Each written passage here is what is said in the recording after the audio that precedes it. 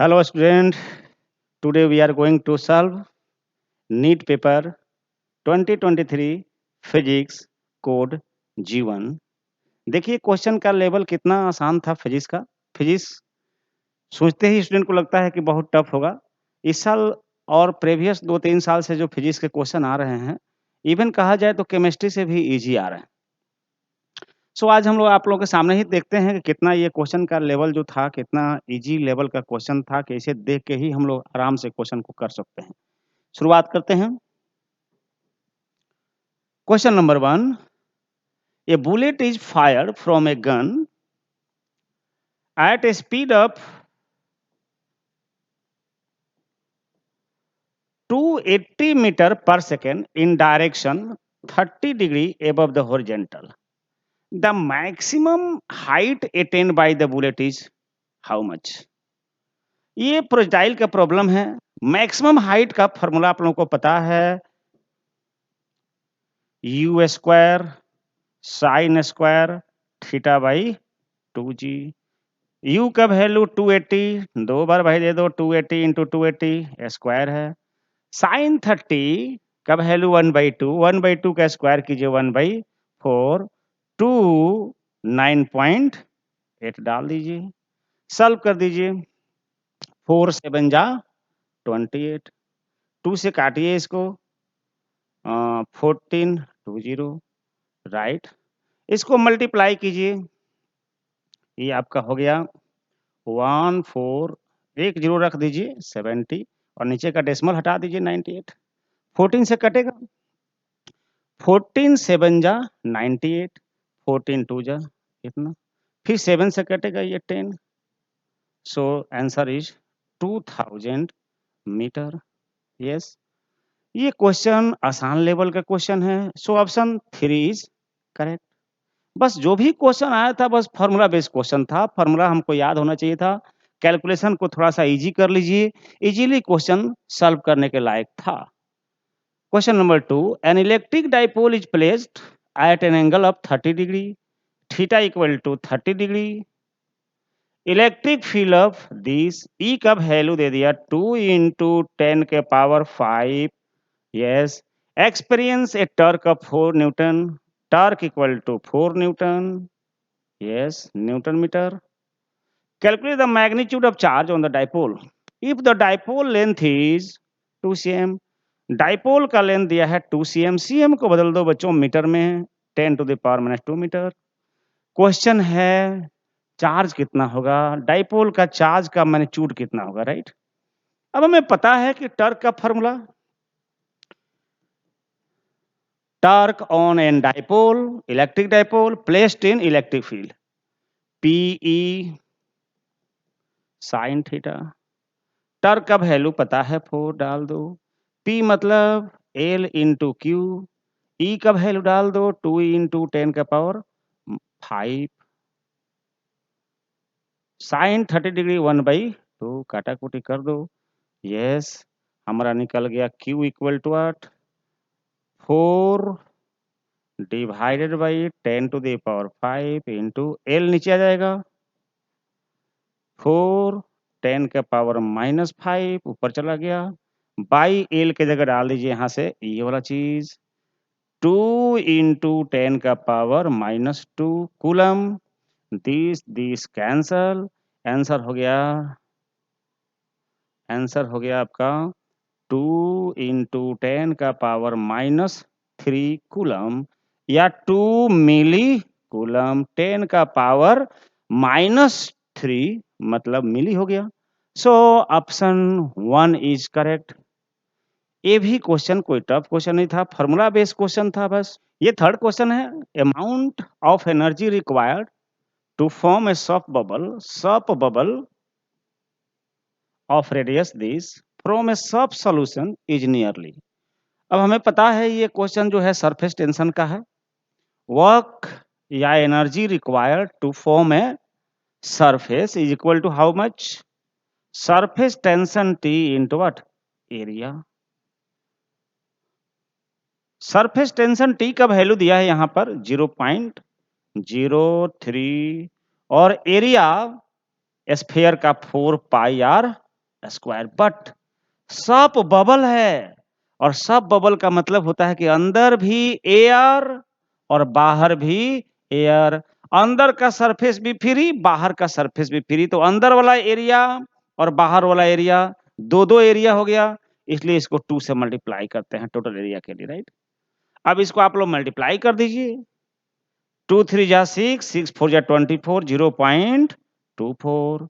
जब भी मल्टीप्लाई कीजिए तो ऐसे कीजिए, पाई का वैल्यू रखिए 3.14, आर के जगह 2 cm है, 2 × 10 का पावर -2, क्योंकि सेंटीमीटर को मीटर में बदलना है। शॉर्टकट में मल्टीप्लाई कर दीजिए इसको, 2 का स्क्वायर 4, 4 4 जा 16, 4 1 जा 4, 1 5.34 जा 12, और ये रह गया आपका इंटू 0.24 इंटू 10 पर पावर -4 जूल। अब इसको मल्टीप्लाई कर दिया जाए, अब इसको मल्टीप्लाई करेंगे तो लगभग 3 के आसपास आएगा। देखिए, अब जरूरी नहीं है कि हम एक्यूरेट मल्टीप्लाई जाए। अब यहाँ पर देखिए 10 का पावर -4, 10 का पावर -4, 10 का पावर -4, 10 का पावर -4 है, तो 10 का पावर -4 जब हर जगह है ही, तो हम टाइम क्यों वेस्ट करें अपना ऑप्शन मानने में ना। हमें ये दिखाई पड़ रहा है कि ये आंसर 3 के आसपास होना चाहिए, तो 3 के आसपास मतलब यही एकमात्र तो है, तो इसको मार के फटाफट निकल जाइए। ये स्मार्टनेस होता है एंट्रेंस एग्जाम में जब आप बैठे हुए हैं तो। Question, next question number 4, let a wire be suspended from ceiling. मान लीजिए ये सीलिंग है, एक वायर सस्पेंडेड है यहां से, yes, and stretch by a wait.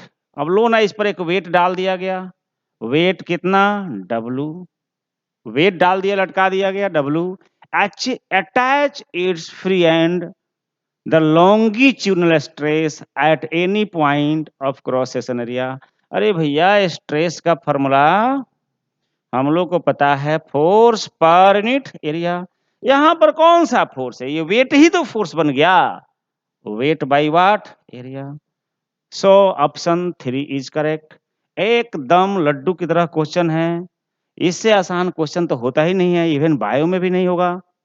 Light travels A distance x in time t1 in air and 10x in time t2 in other denser medium। चलिए पहले तो बात कर ले भाई, एयर या वैक्यूम एक ही बात है, लगभग मान सकते हैं हम लोग।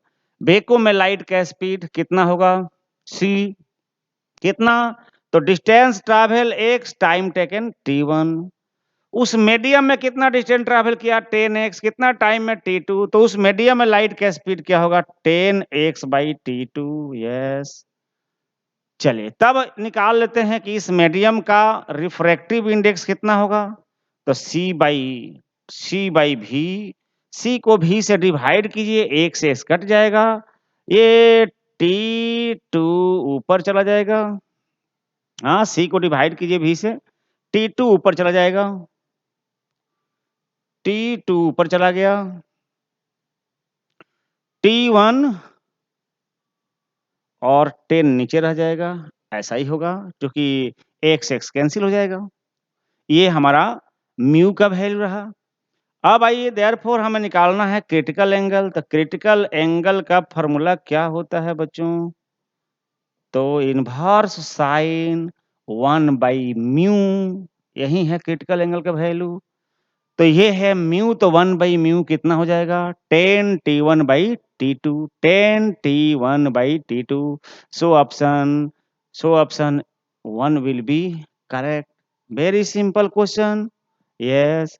अब ये देखते हैं ये क्या बोलता है, for Young's double slit experiment 2 statements are given. आ गया स्टेटमेंट और कंक्लूजन का क्वेश्चन, यहाँ थोड़ा अलर्टनेस की जरूरत होती है, फिर भी देखते हैं ना। Statement 1, if a screen is moved away from the plane of slit, angular separation of fringes remains constant। Yes, it is right, because angular separation between the fringes का फॉर्मूला क्या है भाई, λ/d, यही फॉर्मूला है। Yes, distance screen is moved away. तो बताइए आप लोग यंग्स डबल स्लिट एक्सपेरिमेंट पढ़े हैं, इसका नाम है कैपिटल डी। ये है स्क्रीन और ये है स्लिट। अगर इस स्क्रीन को हम दूर ले जाएं तो कैपिटल डी बढ़ेगा। कैपिटल डी बढ़ने से एंगुलर सेपरेशन पर कोई असर नहीं पड़ता है। ठीक है, ये तो वेवलेंथ का डायरेक्टली प्रोपोर्शनल और दोनों स्लिट के बीच का डिस्टेंस का इनवर्सली प्रोपोर्शनल होता है। ये बात तो सही निकला। So statement 1 is correct. Statement 2 में देखते हैं ना, if the monochromatic source is replaced by another monochromatic source of larger wavelength, wavelength जब बड़ा कर दिया, the angular separation of fringes decrease, angular separation of fringes decrease. ये जहां तक सवाल है एंगुलर सेपरेशन का, तो वेवलेंथ अगर बढ़ जाएगा तो एंगुलर सेपरेशन भी तो बढ़ जाएगा। ये सुनो, तो एंगुलर सेपरेशन अगर बढ़ जाएगा मतलब लेमडा बढ़ जाएगा तो ये बढ़ जाएगा, जबकि यहां बोल रहा है क्या हो जाएगा, घट जाएगा। सो ये गलत है। तो 1 इज करेक्ट, 2 इज इनकरेक्ट। अब इसको हम देख लेते हैं भाई कौन सा ऑप्शन सही हो रहा है। स्टेटमेंट 1 इज फॉल्स, नहीं, बोथ नहीं, बोथ नहीं। Statement 1 is true but 2 is what, false. So option 4 is correct. Next question. Two bodies of mass m and 9m are placed at distance r. The gravitational potential on the line joining the bodies where gravitational field equals to what? 0. लीजिए कहानी कह दिया, एक body है जिसका मास है m, दूसरा body है जिसका मास है 9m, एक भारी एक हल्का, और दोनों के बीच का डिस्टेंस है कितना, r। अब हमें एक ऐसा पॉइंट चूज करना है जहां पर नेट फील्ड क्या हो, 0। तो नेट फील्ड कब 0 होता है, हमें पता है कि net field is inversely directly proportional to mass और inversely proportional to square of distance. क्योंकि इस मास के कंपेयर में इसका मास 9 टाइम ज्यादा है, इसलिए उस जगह पर फील्ड 0 होगा। नेट फील्ड 0 मतलब नेट फील्ड, उस जगह पर नेट फील्ड 0 होगा। जैसे यहाँ की बात करें तो ये खींचेगा इधर, ये खींचेगा इधर, इस जगह पर नेट फील्ड जब 0 होगा जब इसका फील्ड और उसका फील्ड इक्वल एंड अपोजिट हो जाए। क्योंकि इसके कंपेयर में इसका मास 9 टाइम ज्यादा है, इसलिए इस डिस्टेंस के कंपेयर में ये वाला डिस्टेंस 3 टाइम ज्यादा होगा। क्योंकि ऊपर 9 तो नीचे 3, तब न कट के सेम रहेगा। यस, तो इस मास के कंपेयर में इसका मास है 9 टाइम्स, तो इस डिस्टेंस के कंपेयर में ये डिस्टेंस हो जाए 3 टाइम्स, 3 का स्क्वायर 9 कट के सेम रह जाएगा और तब नेट फील्ड 0 होगा ना।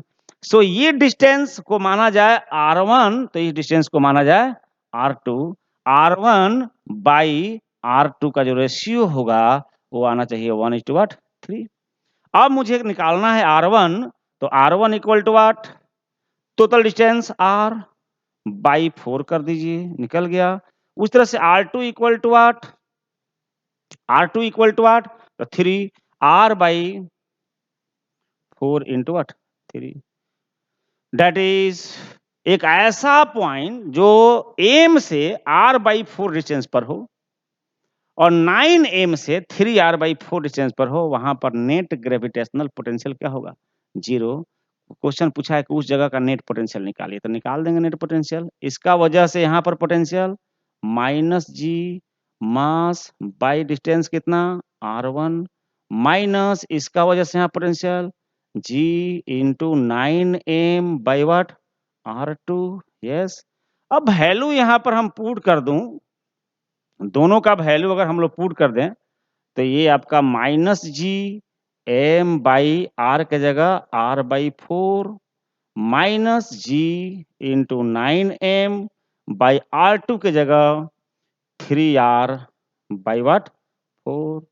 अब इसको सिंप्लीफाई करें, ऊपर जाएगा 4 और ये ऊपर 3 से काट दीजिए इसको, 3 that is -4 gm by r minus 3 4 जा 12 gm बाई r, दोनों को जोड़ दीजिए, minus 16 GM by what? This is the answer. Gravitational potential always negative, so option 4 is correct. हाँ, ये थोड़ा कैलकुलेटिव था, लेकिन इतना भी कैलकुलेटिव नहीं है, आसान ही था। Question next, the temperature of gas is -50 degree. अब देखिए यहाँ पर डिग्री सेल्सियस में दिया, लेकिन गैस का कोई भी प्रॉब्लम अगर हमें सॉल्व करना है ना, तो temperature should be taken in what? Kelvin. तो चलिए टेम्परेचर था कितना? -50। इस -50 को पहले बदल देते हैं किसमें? केल्विन में। तो केल्विन बदलिएगा तो कितना होगा? 250 डिग्री प्लस 270, 3 प्लस कर देते हैं, केल्विन में आ जाएगा। ये हो गया आपका 223 kelvin. Yes. To what temperature the gas should be heated so that RMS speed is increased by, रुकिए यहीं पर टेक्निकल चीज है, not increased to, increased by, increased by 3 times, increased by 3 times, increased by 3 times मतलब 3 times और बढ़ गया। तो पहले जितना उसका VRMS था, स्पीड और 3 टाइम्स बढ़ गया। मतलब पहले वाला अगर स्पीड था VRMS, तो अब नया स्पीड होगा 4 VRMS। तब न कहोगे बच्चों कि पहले था VRMS, अब हो गया 4 VRMS, तो कितना बढ़ गया? तो 3 VRMS बढ़ गया। Yes, it is the right. अब 4 VRMS, पहले था इतना, अब हो जाना है इतना। अब VRMS का फॉर्मूला देखें। सिंस आपको पता है VRMS is directly proportional to square root of temperature. अब बताइए V को 4 टाइम्स होने के लिए, V को 4 टाइम्स होने के लिए T कितना टाइम्स होना पड़ेगा? तो 16 टाइम्स, क्योंकि T के जगह रखेंगे 16, तो 16 का स्क्वायर निकलेगा 4। Yes, so temperature should be increase to what? 16 times, यानी अब टेम्परेचर हो जाएगा 223 इंटू व्हाट? 16 केल्विन। इसको इंटू कर दीजिए, 16 3 जा 48, 4 कैरी किया, 16 2 जा 32 और 4 36, 16 2 जा 32 और 3 35 केल्विन। अब आंसर देखिए इसके आसपास, भाई ये तो कम ही दिया है, ये बहुत कम है, ये भी बहुत कम है। ये वाला जो दिया है डिग्री सेल्सियस में, तो डिग्री सेल्सियस में बदलना है तो इसमें से माइनस कर लेंगे 273, 273 माइनस कीजिए, 8 में से 3 गया 5, ठीक है। 16 में से 7 गया 9, यस, और 4 में से 2 गया 2, 395 degree Celsius. This is the answer. हालांकि इसको हम गेस करके भी मार सकते थे कि इसके आसपास तो यहीं दिखाई पड़ा, शॉर्टकट में हम लोग उतना टाइम बचा सकते थे, लेकिन चलिए कर रहे हैं, अभी सीख रहे हैं तो। Yes, in LCR series circuit, inductance L is this much, capacitance C is this much, and resistance is this much.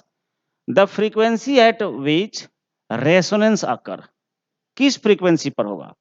तो रेजोनेंट फ्रीक्वेंसी का फॉर्मूला बताइए आप लोग, क्या होता है? 1/√अंदर L इंटू वाट? C। ठीक है, निकाल लेते हैं इसको, पहले देख लेते हैं क्या आता है। 1/√ अंदर L का वैल्यू यहाँ दिया है 10 मिली, मतलब 10 का पावर -3। C का वैल्यू यहाँ दिया है 1 इंटू 10 का पावर -6। यस, ये आपको हो गया 1/10 पर पावर कितना बचेगा जी? तो -2, -6 -8, रूट से बाहर निकलेगा तो 10 का पावर -4, ये जाके ऊपर 10 का पावर 4 रेडियन पर सेकेंड। देखिएगा ये तो बहुत ज्यादा हो रहा है, इससे तो मैच करेगा नहीं, इससे मैच करेगा नहीं, क्योंकि वो सब बहुत कम है, ये भी मैच करेगा नहीं। अब यहाँ पर हर्ज में दिया हुआ है, तो हर्ज में दिया है तो आप ये इसको बदल दीजिए 2πf, f फॉर फ्रीक्वेंसी।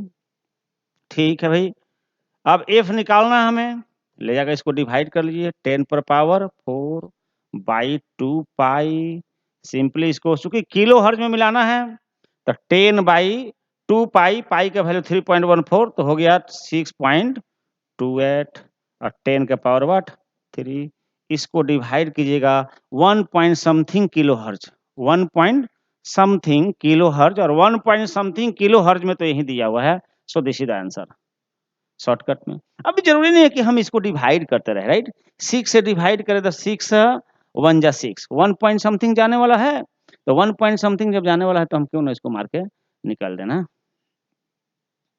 चलिए next question, A football player is moving southward and suddenly turns eastward with the same speed to avoid opponent। अब ये समझे ना आप लोग, फुटबॉल का खिलाड़ी है, जा रहा है इसे लेकर, और सामने वाला खिलाड़ी से बचाने के लिए बेंड हो गया। कैसे? तो जा रहा था कहाँ? साउथवर्ड, जा रहा था कहाँ? साउथवर्ड। अब मैं जहां पढ़ा रहा हूं ये है साउथवर्ड, जा रहा है साउथवर्ड, और टर्न हो गया किधर? ईस्ट में। मेरा उंगली को देखते रहिए कहाँ कहाँ भाग रहा है। पहले कहाँ जा रहा है? ईस्ट में, ईस्ट में, ईस्ट में, फिर कहाँ भागा? नॉर्थ में, east north. What is the direction of change? East north. इसको तो हाथ घुमा के ही आंसर निकालिए ना, ईस्ट नॉर्थ कहिए चाहे नॉर्थ ईस्ट कहिए, बात बराबर है। नॉर्थ ईस्ट कहिए चाहे ईस्ट नॉर्थ कहिए, बात बराबर है। देखिए कहाँ है? नॉर्थ ईस्ट यहाँ पर है। इसको करना ही नहीं था, इसको तो जस्ट उंगली घुमा लेना था कि जा रहा था साउथ में, घूमना है तो कैसे घूमेगा? देखो मेरा हाथ कैसे भाग रहा है, पहले ईस्ट में, ईस्ट में, ईस्ट में, ईस्ट में, अब देखिए कहाँ भाग रहा है? नॉर्थ में, नॉर्थ में, नॉर्थ में, राइट। तो घुमा के देख लिया जाता है कि किधर किधर भागा। तो पहले जा रहा है ईस्ट में, फिर जा रहा है नॉर्थ में, तो हो गया ईस्ट नॉर्थ। ईस्ट नॉर्थ कहिए चाहे नॉर्थ ईस्ट कहिए, दोनों का मीनिंग सेम है। सो ये तो हाथ घुमा के इसको कर सकते थे। The error in the measurement which arise due to unpredictable fluctuations in temperature and voltage।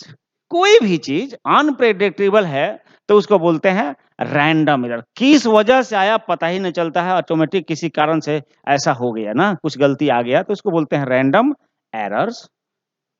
Next, if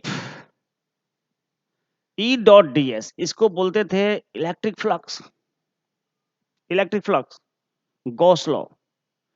किसी क्लोज सरफेस का electric flux equal to what? 0। The electric field inside the surface is necessary uniform. नहीं, uniform हो या non uniform हो, zero तभी होगा, zero तभी होगा जो सरफेस के अंदर नेट चार्ज कितना हो जाए? 0। नेट चार्ज कितना हो जाए? 0।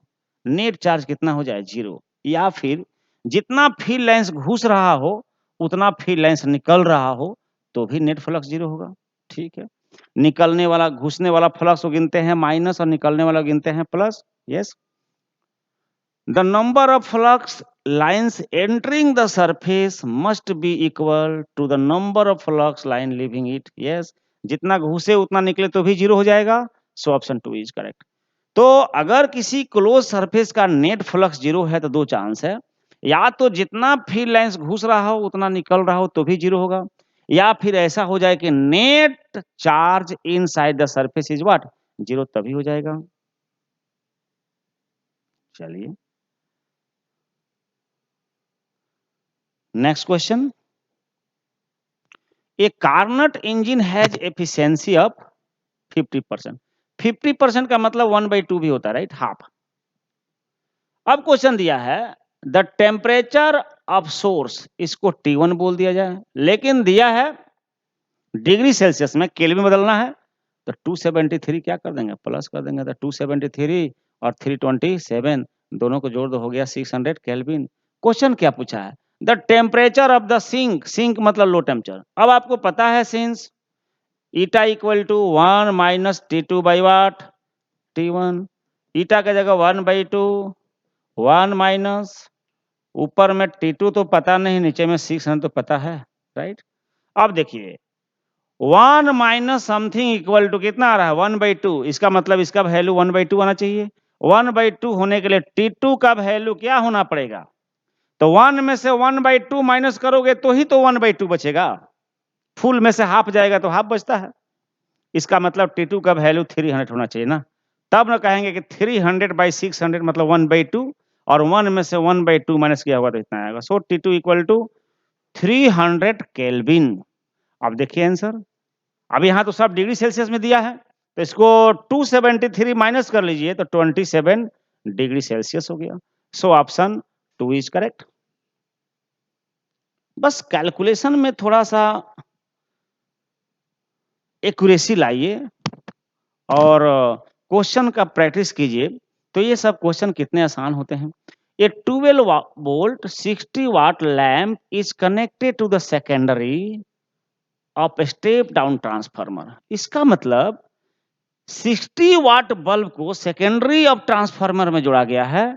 इसका मतलब है सेकेंडरी का power of output is how much, 60 watt. Yes 60 watt. साथ ही साथ सेकेंडरी का वोल्टेज 12 वोल्ट होना पड़ेगा ना, एक बात तो समझ में आ गया। अब देखिए which primary is connected to AC main सब 20, मतलब प्राइमरी का वोल्टेज कितना है 220 volt. Yes assuming transformer to be ideal, ideal है इसका मतलब है इनपुट पावर इक्वल होगा आउटपुट पावर का, यही मतलब होता है ना। What is the current in primary winding, primary में कितना करंट होगा, मतलब I P equal to question mark. आप डायरेक्ट इसको कह दीजिए सिंस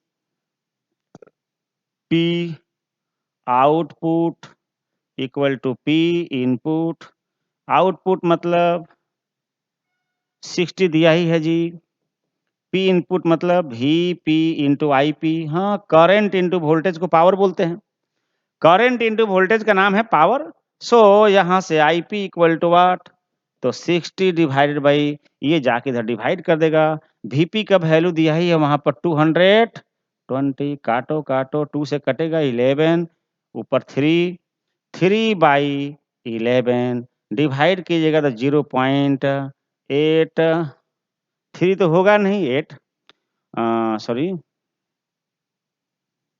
0.2, उसके बाद 8 तो 7, ऐसे ही कुछ जाएगा 0.27 समथिंग और भी होगा, देख लेते मिला लेते हैं approx.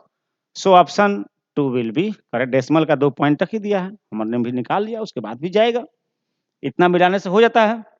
Next question, given below are 2 statement. अब फिर ये स्टेटमेंट आ गया, photovoltaic devices can, photovoltaic cells devices मतलब ऐसा डिवाइस जो लाइट एनर्जी को इलेक्ट्रिक एनर्जी में कन्वर्ट करे, right, can convert optical radiation into electricity. Yes it is right. Statement 2, Zener diode is design to operate under reverse bias. Yes यहां तक ठीक है। In breakdown region, yes ये भी ठीक है। तो स्टेटमेंट 1 स्टेटमेंट 2 दोनों सही है। अब देख लेते हैं, both 1 and 2 are correct, so option 2 is correct. Next question,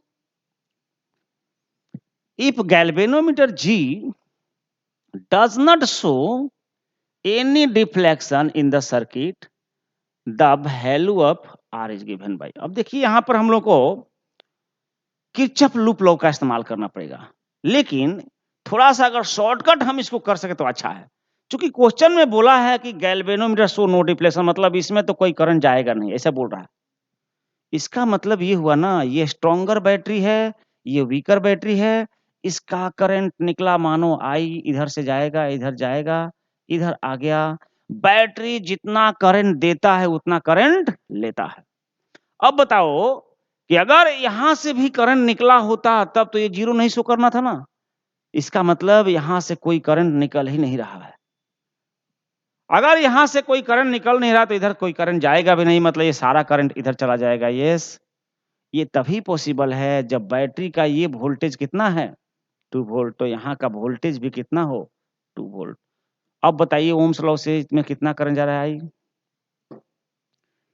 ये पॉइंट और ये पॉइंट के बीच का वोल्टेज कितना है 2 वोल्ट। सो लिखना चाहिए I इंटू आर।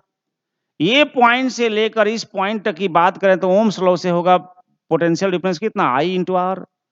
बट फिर देखा जाए तो ये बैटरी का एक टर्मिनल यहाँ, एक टर्मिनल यहाँ, और इसमें कोई करंट भी नहीं जा रहा है। मतलब ये 2 के बराबर होना चाहिए। शॉर्टकट ये हो गया, राइट? अब आइए हम निकालते हैं यहाँ पर I इंटू आर तो निकल गया 2, थोड़ा शॉर्टकट का इस्तेमाल किया जाए। अब किरचॉफ लॉ का अगर हम लोग इस्तेमाल करें तो क्या लिखेंगे? यहाँ से चलना शुरू कीजिए, लो से गया हाई, इस लूप की बात करें, लो टू हाई बढ़ गया इसलिए 10 वोल्ट दिया है, माइनस आई आर, आई के जगह आई आर के जगह 400, yes, minus I into R, यहां तक, इधर तो कुछ है नहीं, इक्वल टू 0। अब पुट कर दो, आई आर का वैल्यू कितना 2, 10 में से 2 गया कितना बचेगा 8 माइनस 400 आई इक्वल टू 0। सो यहां से सॉल्व कीजिए, आई इक्वल टू 8/400 हो गया जी, काटिए 8 को, 8 5 या 40 यानी 1/50 हो गया, यस। ये हुआ आई का वैल्यू, लेकिन हमको निकालना क्या है आर, तो यहां से आर नहीं निकल जाएगा। So R equal to how much 2/आई, आई का वैल्यू यहां से जो निकला है पुट कर दीजिए 2/1/50, 1/50, ये जाके मल्टीप्लाई कर दिया, that is 100 ohm. So option 4 will be correct.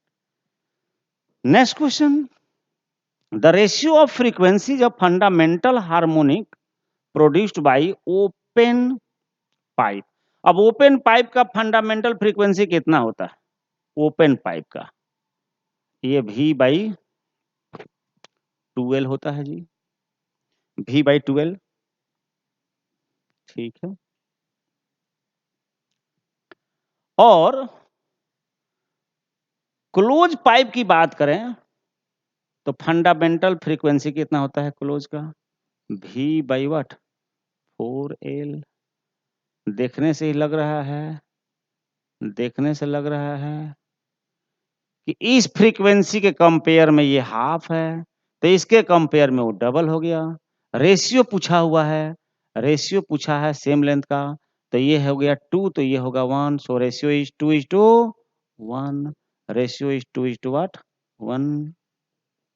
Next question, the angular acceleration of a body moving along the circumference of circle is. Angular acceleration, angular acceleration हो गया, टर्क हो गया, एंगुलर मोमेंटम हुआ, सबका direction क्या होता है right hand thumb rule के मुताबिक along the axis of the rotation. देखते हैं क्या है, अलोंग द सर्कमफेरेंस, तो सर्कमफेरेंस के अलोंग में घूम रहा है, तो एंगुलर मोमेंटम का डायरेक्शन भी ऊपर, एंगुलर वेलोसिटी का भी डायरेक्शन ऊपर, एंगुलर एक्सेलरेशन का भी डायरेक्शन ऊपर, मतलब अलोंग द एक्सिस। देखते हैं ऐसा कुछ है, along the axis of rotation, so option A is correct. ये तो बस मेमोरी बेस्ड क्वेश्चन था। Next question, the minimum wavelength of X-ray produced by an electron. अच्छा, इलेक्ट्रॉन जब मेटालिक टारगेट से टकराता है तो इलेक्ट्रॉन जितना एनर्जी किसी एटम को देता है वही एक्सरे में कन्वर्ट हो जाता है। तो इलेक्ट्रॉन को एक्सलेट किया गया कितना पोटेंशियल डिफरेंस है V से, तो कितना काइनेटिक एनर्जी गेन किया, तो V इंटू वाट Q। और वही एनर्जी को एटम किस में कन्वर्ट कर देता है, फोटोन, मतलब x-ray, x-ray is a photon. तो energy given by the electron will be this much, और वही एनर्जी तो कन्वर्ट हो जाएगा किस में, फोटोन में, hc/what लैम्डा। बोला गया है मिनिमम वेवलेंथ, तो वेवलेंथ मिनिमम तब होता है जब एनर्जी मैक्सिमम होता है, राइट। अब इसी को कह दीजिए, क्या दिख रहा है, V is inversely proportional to what wavelength, या wavelength is inversely proportional to V। यही बोला है minimum wavelength is proportional to 1/V हो जाएगा, वेवलेंथ आएगा, अगर वेवलेंथ पूछेगा तो वेवलेंथ यहाँ चला जाएगा, तो V यहाँ नहीं आ जाएगा, that's it. Next question, the work function of caesium, potassium, sodium, ये है सीजियम का वर्क फंक्शन, ये है पोटेशियम का, ये है सोडियम का respectively. If incident electromagnetic radiation has incident energy इतना। अब देखिए जो ये एनर्जी है, रेडिएशन वाली जो एनर्जी है E, जो 2.2 है, इससे तो ज्यादा है, यानी सीजियम से ज्यादा है, इसलिए सीजियम से तो इलेक्ट्रॉन निकलेगा, फोटो इलेक्ट्रिक इफेक्ट होगा। बट इसके रेस्पेक्ट में देखा जाए तो कम हो गया, मतलब पोटासियम से नहीं निकलेगा। इसके रेस्पेक्ट में भी कम पड़ गया, मतलब सोडियम से भी नहीं निकलेगा। So photoelectrons will be emitted only by the caesium, क्योंकि कंडीशन क्या था इमिशन के लिए कि energy of photon should be greater than what, omega, that's it. The net magnetic flux through any close surface, चूंकि magnetic field lines close loop बनाता है, इसीलिए किसी भी क्लोज सरफेस का टोटल मैग्नेटिक फ्लक्स हमेशा जीरो ही होता है, क्योंकि जितना घुसेगा उतना निकलेगा, जितना निकलेगा उतना घुसेगा, that's it. So always zero.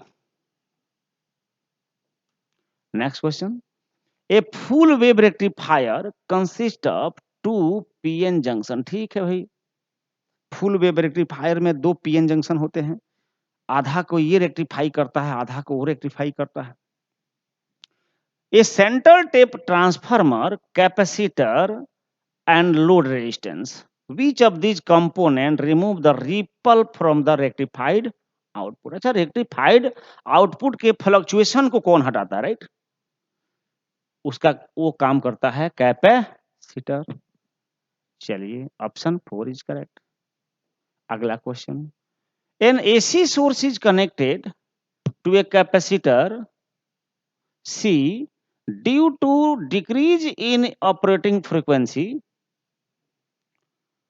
Capacitive क्या होता है ना, कैपेसिटी का क्या होता है, तो चलिए भाई, एक सी का फॉर्मूला क्या था, कैपेसिटिव रिएक्टेंस, तो 1/c ओमेगा। अब यहाँ तो बोला है कि इस due to decrease in operating frequency, frequency को डिक्रीज करना है, तो फ्रीक्वेंसी डिक्रीज तो कैपेसिटिव रिएक्टेंस क्या होगा, इंक्रीज होगा। देखते हैं, कैपेसिटिव रिएक्टेंस नहीं है, गलत। कैपेसिटिव रिएक्टेंस डिक्रीज नहीं है, भी गलत, इंक्रीज हो जाएगा। Displacement current increase. अब देखते हैं डिस्प्लेसमेंट। अब हम लोगों को पता है कि कंडक्शन करंट और डिस्प्लेसमेंट करंट होता तो बराबर ही है मैग्नीट्यूड में, चीज अलग अलग है लेकिन मैग्नीट्यूड तो सेम होता है। अब हम लोग यहां से क्या कंक्लूजन निकाला कि ओमेगा अगर क्या हुआ है डिक्रीज, तो एक्सी क्या हो गया, इंक्रीज। और हमें पता है कि भाई जिस सर्किट में कैपेसिटर जुड़ा है उसका फॉर्मूला क्या, V by what, X C. Okay, अब एक्सी को डाल दिया जाए यहाँ पर, तो V/1/XC ऊपर चला जाएगा, C इंटू ओमेगा। क्या सेंस आ रहा है, ओमेगा बढ़ेगा तो डिस्प्लेसमेंट करंट भी बढ़ेगा। So option this one is correct ना। ठीक है, यही दिखाई पड़ रहा है, डिस्प्लेसमेंट करंट विल इंक्रीज। चूंकि ऑपरेटिंग फ्रीक्वेंसी डिक्रीज इसलिए ये इंक्रीज, और ये इंक्रीज, सॉरी, ये डिक्रीज तो ये इंक्रीज, और ये इंक्रीज, ये इंक्रीज, ये डिक्रीज तो ये इंक्रीज, और ये इंक्रीज तो डिस्प्लेसमेंट करंट व्हाट, डिक्रीज होगा। यस, हाँ डिक्रीज होगा, ओमेगा डिक्रीज हो रहा है, decrease. So option 4 is correct ना, ऐसे। Next question, in a plane electromagnetic wave traveling free space, electric field component oscillates sinusoidally at frequency this hertz and amplitude this। Electric field का amplitude दिया है 48, yes. Frequency दिया है आपको 2 into 10 का power 10, yes.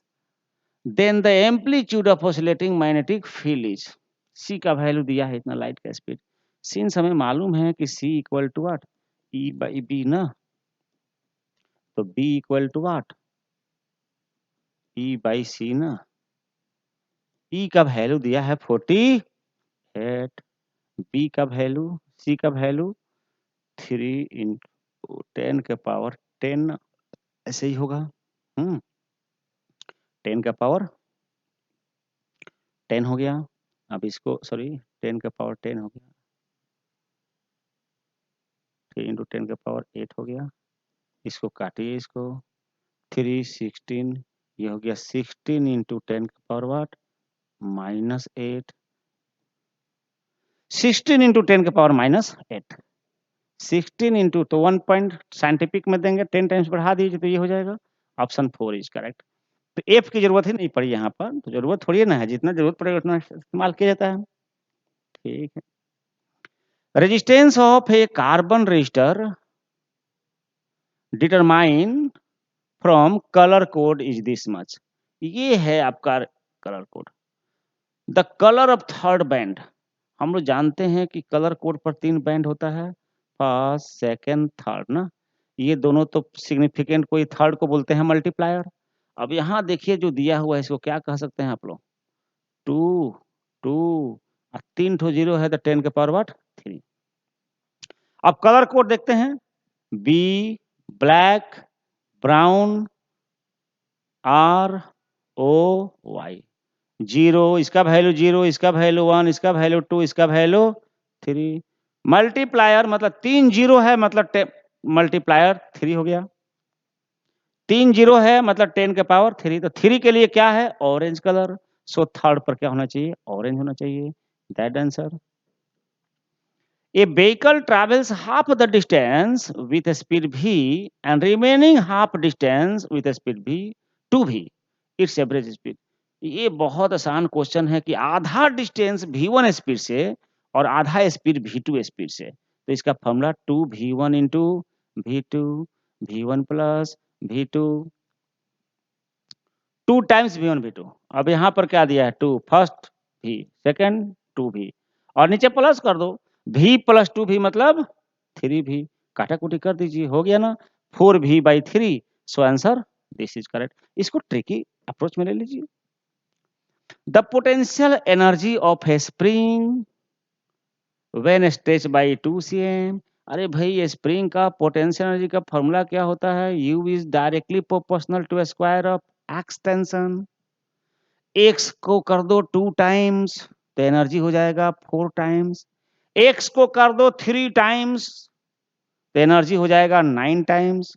X को कर दो 4 टाइम्स तो एनर्जी हो जाएगा 16 टाइम्स। अब यहाँ देखिए क्या किया है? Is U if the spring is stretch by 8, मतलब पहले एक्स का वैल्यू था 2 तो एनर्जी था यू। अब एक्स का वैल्यू हो गया 8, इसका कंपेयर में कितना times? 4 times.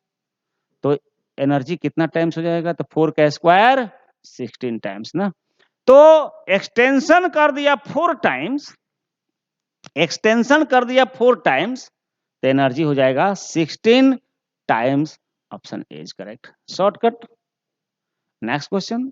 In hydrogen spectrum the shortest wavelength in Balmer series what? Lambda. Balmer series का शॉर्टेस्ट वेवलेंथ।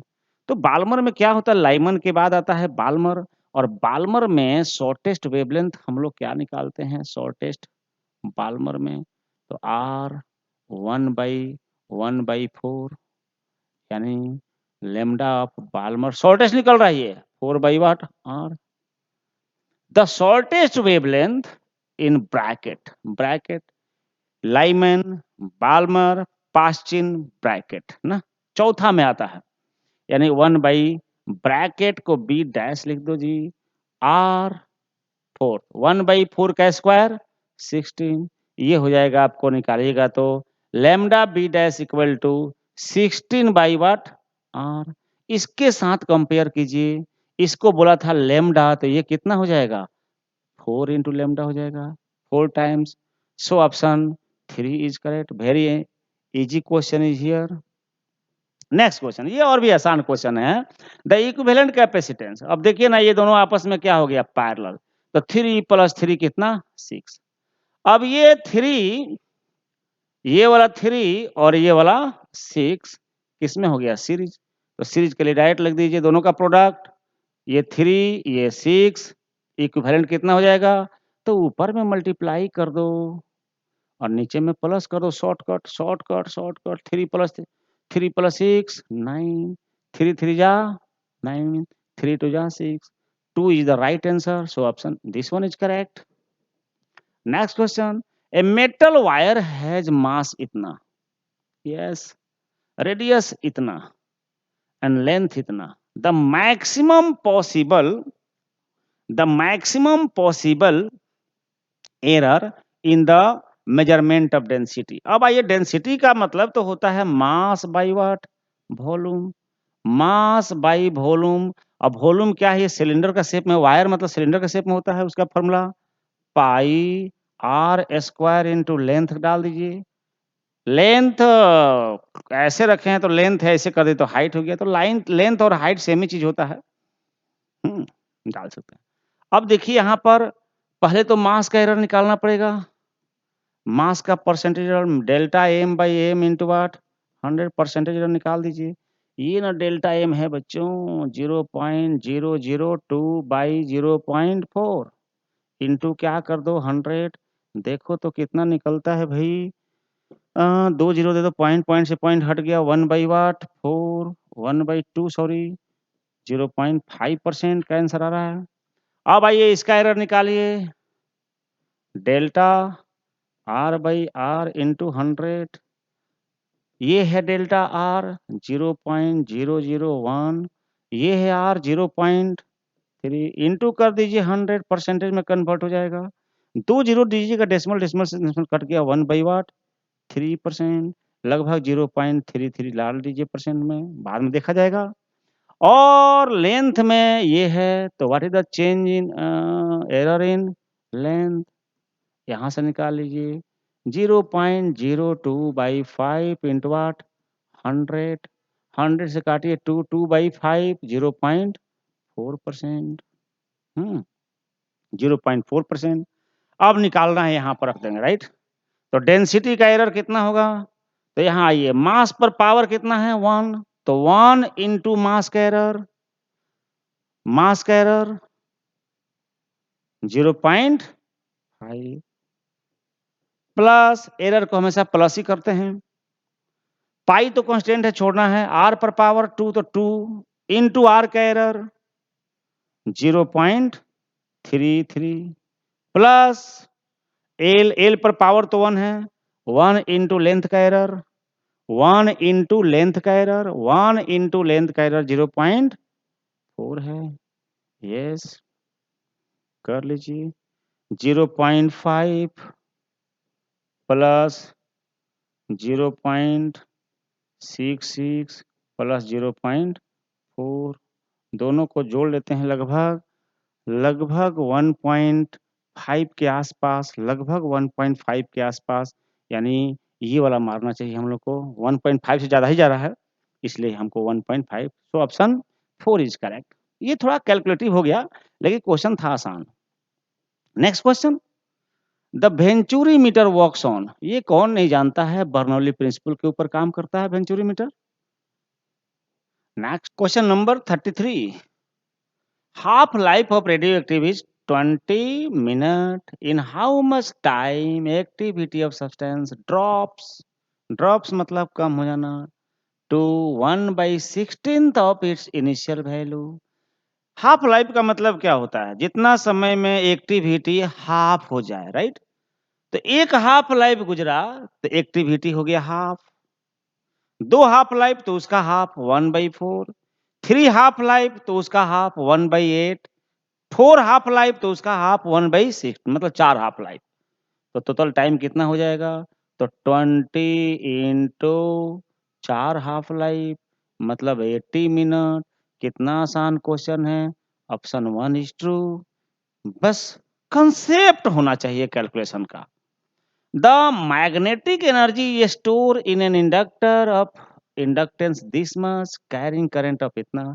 अरे बच्चों, एनर्जी का फॉर्मूला था इंडक्टर सेल्फ इंडक्टेंस में half L I square, kinetic energy की जैसा फॉर्मूला है।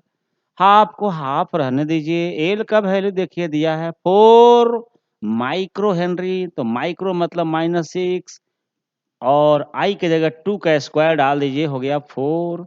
इससे इसको काटिए, 2 2 4 जा 8 इंटू 10 का power -6 joule, 6 joule 6 sorry 8 joule, 8 joule 8 joule 8 joule 8 micro joule to की 10 पर पावर -6 है। सो ये this answer is ready. Now see, थोड़ा कैलकुलेटिव क्वेश्चन है। Magnitude and direction of current in the following circuit. देखिए कंसेंसफुली करते हैं। अब ये बैटरी जो 10 वोल्ट का बैटरी है, ये करंट को पुश करेगा इधर।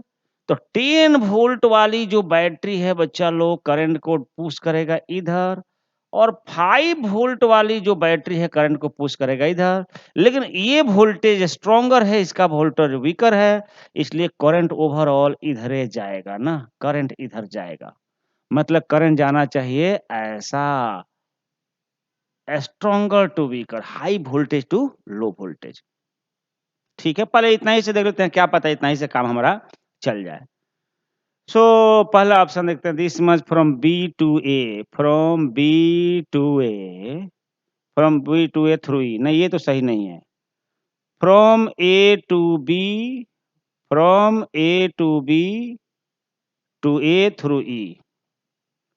यस, ये सही लग रहा है। A to B through E, ये सही लग रहा है, इतना ही से काम चल जाएगा। लेकिन थोड़ा वैल्यू निकालते हैं, आई इक्वल टू, इसका वोल्टेज इधर 10 और इसका वोल्टेज इधर 5, उल्टा हो गया। इफेक्टिव वोल्टेज कितना, उल्टा है तो माइनस कर लो, 10 माइनस 5। रेजिस्टेंस कितना है पूरा सर्किट का, 1 ओम और 7, 8 और 2 10, 10 हो गया। सो 5/10 0.5 आ गया ना, 0.5 होगा। हाँ 0.5, और किधर से किधर, ए टू बी थ्रू ई, यही होगा 0.5। ऐसे भी एक ही ऑप्शन है, तो कंफ्यूजन का कोई चांस ही नहीं है। ऐसे कर देते हैं, ये क्वेश्चन आसान था। अब ये देखिए क्वेश्चन क्या है, कॉम्बिनेशन ऑफ लेंसेज। जब भी ऐसे कॉम्प्लेक्स टाइप का कॉम्बिनेशन ऑफ लेंस आता है ना, तो हम लोग जनरली रखते हैं कि सबका इंडिविजुअल फोकल लेंथ निकाल लीजिए एयर में, और उसके बाद कॉम्बिनेशन का फॉर्मूला लगा लीजिए एयर में, कंफ्यूजन से दूर रहिए। सो पहला हम इस पार्ट को देखते हैं। इस पार्ट की अगर बात किया जाए तो ये पार्ट एक लेंस की तरह काम करेगा, इसको बोल दीजिए लेंस नंबर 1। इसका ये वाला पार्ट जो है प्लेन है, और ये वाला पार्ट जो है कनकेव है, इधर से देखा जाए तो ना, 1/f लेंस मेकर्स फॉर्मूला इस्तेमाल कीजिए, μ2 माइनस μ1 बाई μ1 इंटू 1 रेडियस। चूंकि एक प्लेन है और एक कनकेव है, एक प्लेन है और एक कनकेव है, इसलिए मैं डालता हूँ 1/वाट, और डालने से हो गया μ2। हम इस पार्ट की बात कर रहे हैं, सिर्फ इस पार्ट के ना, इस पार्ट की बात हो रही है, इस पार्ट की बात हो रही है ना। तो इधर प्लेन सरफेस है, उधर कनकेव सरफेस है, इसलिए मैंने डाल दिया। इधर मीडियम 1 मतलब एयर है सराउंडिंग, μ2 मतलब लेंस मटेरियल का रिफ्रैक्टिव इंडेक्स कितना दिया है 1.6, और इधर एयर है मतलब 1। तो μ2 मतलब लेंस के मटेरियल का रिफ्रैक्टिव इंडेक्स, और μ1 मतलब सराउंडिंग, तो सराउंडिंग तो यहाँ एयर हो गया ना, डाल दीजिए। μ2 मतलब 1.6 माइनस 1, नीचे में μ1 मतलब 1, क्या डालोगे, दे दिया यहाँ पर, देखिए दोनों का वैल्यू 20 माइनस डालिए, कनकेव इसलिए मैंने डाल दीजिए डायरेक्ट। कितना होगा, माइनस 0.6/वाट 20, इसको लाइए कितना आता है 1/f, तो माइनस से माइनस काट दीजिए, ऊपर हो गया 6 माइनस 6/200, काटिएगा तो होगा -3/100। ऐसे उसी तरह से इधर का जो एक लेंस है, इसका फोकल लेंथ भी निकलेगा, उसको f2 मान लीजिए, सेम ही निकलेगा। क्योंकि इधर एयर है, इधर में सेम मीडियम है, -3/वाट 100, ऐसा निकलेगा। अब बचता है ये वाला बीच वाला lens, by convex lens. By convex lens का फोकल लेंथ 1/f3 ले देता हूँ उसको, इसको f1 f2 f3, क्या फॉर्मूला होगा, μ2 मतलब इसका अपना रिफ्रैक्टिव इंडेक्स दिया है 1.5, तो μ2 1.5 माइनस 1, एयर मान के कर लेते हैं, सबका सराउंडिंग मीडियम को एयर मान लिया जाता है ना, तब इंडिविजुअल निकल जाएगा, इनटू कन्वेक्स लेंस का डायरेक्ट बिना साइन कन्वेंशन दोनों को प्लस कर दीजिए 1/R1 प्लस 1/R2 शॉर्टकट, ये हो गया 0.5 यस, और 1/1 प्लस 1 2 बाई वाट 20, ऐसे कर दीजिए 5 टू 10 1/20, ये निकल गया आपका F3। अब इन तीनों का फोकल लेंथ को हम लोग कंबाइन कर दें, निकल जाएगा हमारा।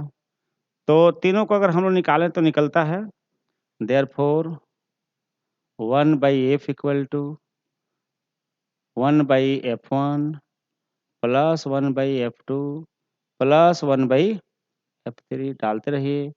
1/F1 ये है, 1/F2 ये भी -300 सॉरी -3/100 है, दोनों सेम सेम है, प्लस कर देते हैं -6/100 हो गया, ऐसा हो गया, प्लस F3 ये आपका हो जाएगा 1/20। सिंप्लीफाई कीजिए, आंसर आप लोगों का निकल जाएगा।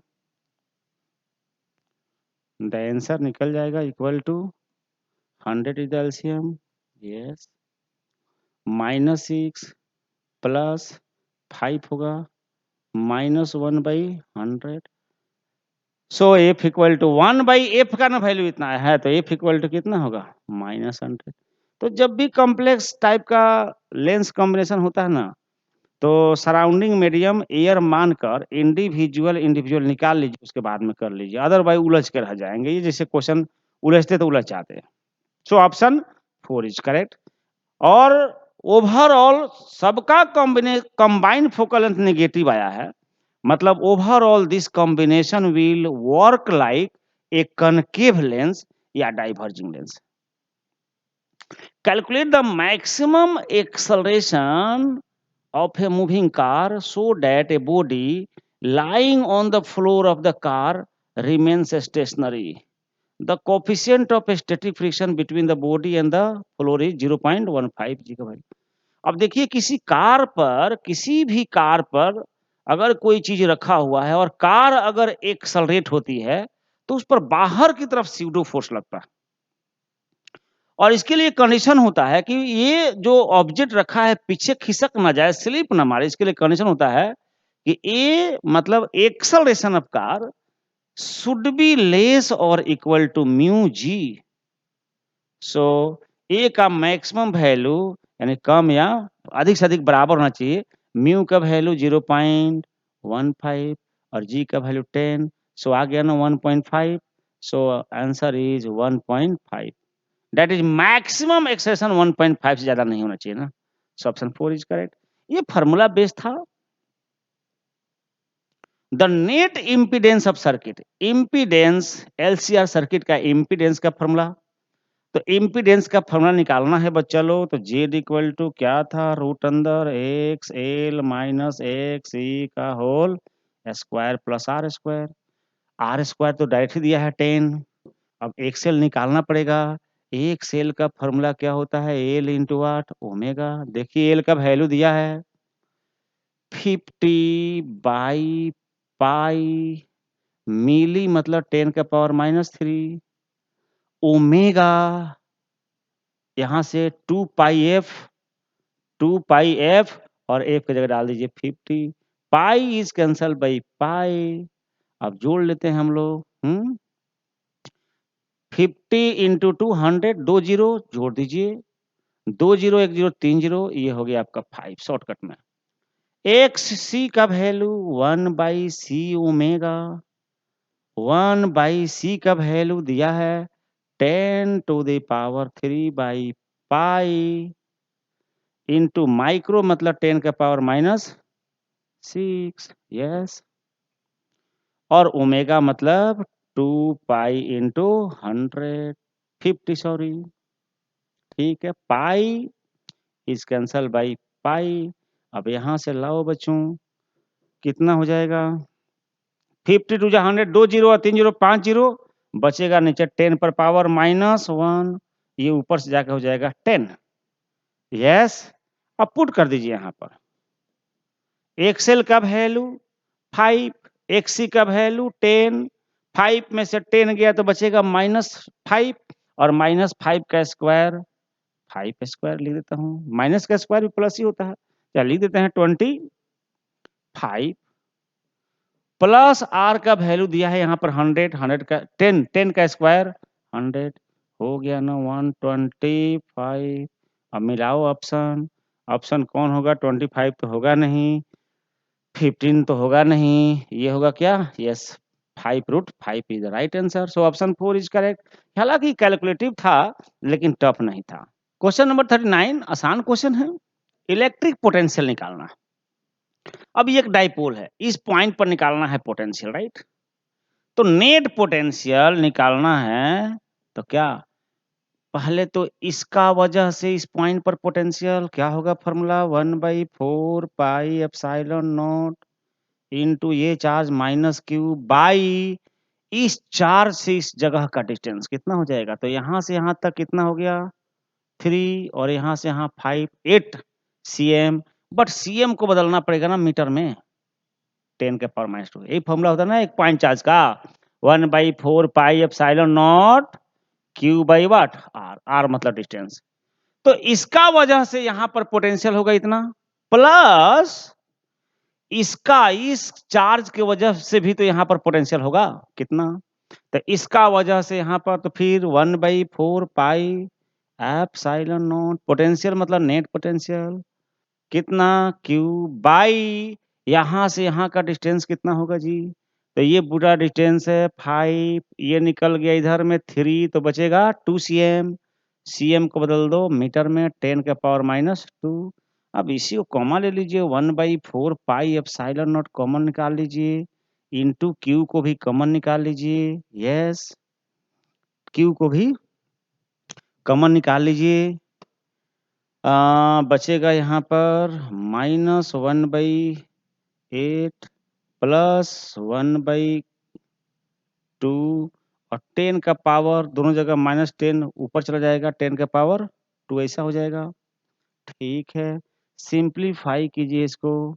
अब देखिए ध्यान से 1/4 पाई एप्सिलॉन नॉट को माना है कितना के, तो इसके बारे में हो गया कि ये हो गया क्यू इनटू 10 का पावर 2, ये वाला इधर लिख देता हूँ।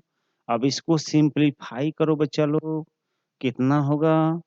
तो एलसीएम हो गया 8, यस, -1 प्लस 2 4 जा 8 4 मतलब 3 व्हाट 8 हो गया ना 3/8। मिला लीजिए, आंसर हमारा क्या होगा? 3/8 के क्यू 10 के पावर व्हाट 2। अब देखिए यहाँ पर बड़ा टेक्निकल चीज का इस्तेमाल किया था, इन 10 to the power 2 volt, 10 to the power 2 volt. तो 10 टू द पावर 2 वोल्ट मतलब इसको देखना ही नहीं है, राइट? तो आंसर होगा हमारा 3/8 के क्यू, 3/8 के क्यू, 3/8 के Q. So option 2 is correct. ऐसा बोला था इन 10 टू द पावर 2 वोल्ट, मतलब उसका मल्टीपल में देखना है, तो उसको हटा देने से हो गया। That's it. ये थोड़ा-सा टेक्निकल चीज़ था, ये हमें जानना पड़ेगा। नेक्स्ट, ये आपका एक गेट आ गया, देखते हैं गेट को। सिंबल से अगर हम लोग करना चाहें, तो ए यहाँ पर आएगा ए बार, यहाँ पर आएगा बी बार, यस। ये कौन-सा गेट है? And gate. एंड गेट का आउटपुट कितना होता है? तो प्रोडक्ट ऑफ इनपुट, इनपुट का प्रोडक्ट। ये हो गया फिर अब ये बन जाएगा इनपुट टू नॉट गेट और ये हो गया आउटपुट। तो आउटपुट मतलब कितना? तो इनपुट का होल नॉट। अब इसको डाल दिया जाए ए बार इनवर्स लो, B bar bar, A double bar मतलब ए, बी डबल बार मतलब बी। ये तो और गेट की खासियत हो गई। मिला लीजिए कौन सा गेट है?